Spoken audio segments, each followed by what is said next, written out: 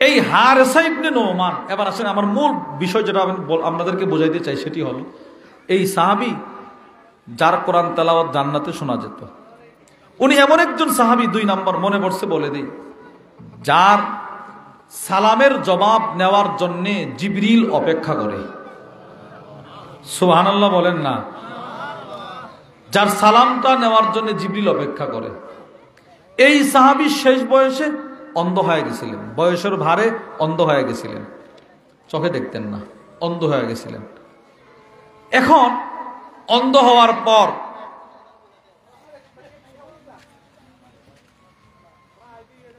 হওয়ার পর ফজরের নামাজের সময় মসজিদে জামাত যদি ছুটে যায়, সুবহানাল্লাহ বলেন।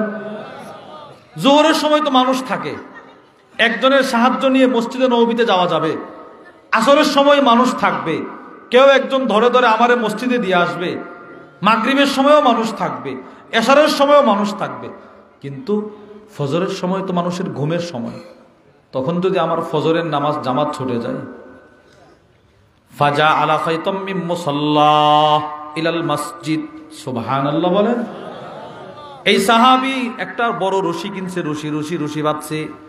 রশি তার এক মাথা নিজের বাড়িতে, আর একটা মাথা মসজিদে নববীর খুঁটিতে, সুবহানাল্লাহ বলেন।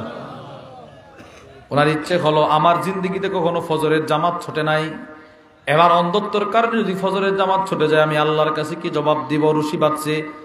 মসজিদে নববীর মধ্যে যখন বেলাল আজান দিয়ে দেয়, এই সাহাবী উনি রশিটা ধরে ধরে ধরে ধরে গভীর রজনীতে মসজিদে নববীতে চলে যায়, সুবহানাল্লাহ, যেন ফজরের নামাজটা না ছুটে।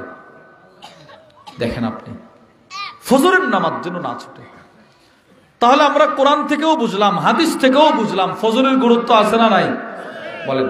এবার মনে করেন আপনি নিয়ত করছেন মনে করেন ফজর পড়বেন, তো ফজরের নিয়তটা করার পরে প্রথমে যদি ফজর নামাজ পড়তে যাই, উযু করার দরকার আছে না নাই? উযু, দেখেন